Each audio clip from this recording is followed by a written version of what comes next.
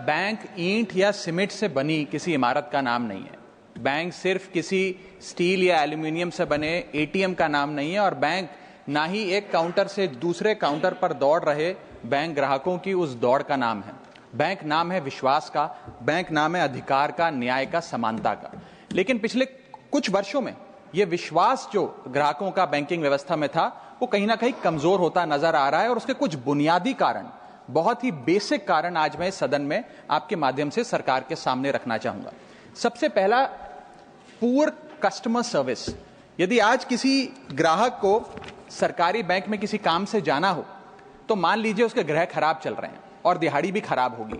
कोई नौकरी पेशा आदमी हो तो ऑफिस से छुट्टी लेनी पड़ती है, कोई स्टूडेंट हो तो प्रैक्टिकल का एग्जाम मिस करना पड़ता है, यहां तक कि साधारण सी पासबुक अपडेट कराने भी जाना हो तो वो भी एक संघर्षशील सफर में तब्दील हो जाता है। मैडम, आप जब किसी सरकारी बैंक में घुसते हैं तो ऐसा लगता है कि 80 या 90 की दशक की किसी इमारत में आ गए हैं, जहां पे दीवारें उखड़ रही होती हैं, पंखा अपनी मर्जी से चलता है और लाइनें रेल टिकट से भी ज्यादा लंबी होती हैं। इसके बाद जब आप काउंटर नंबर 1 पे पहुंचते हैं तो बताया जाता है काम यहां नहीं होगा, काउंटर नंबर 4 पर जाइए। जब काउंटर नंबर 4 पे जाते हैं तो बताया जाएगा यहां पर भी काम नहीं होगा, फर्स्ट फ्लोर पर जाइए। और जब आप थके हारे फर्स्ट फ्लोर पर पहुंचते हैं तो बताया जाता है कि लंच हो गया है, लंच के बाद 2 बजे आइएगा।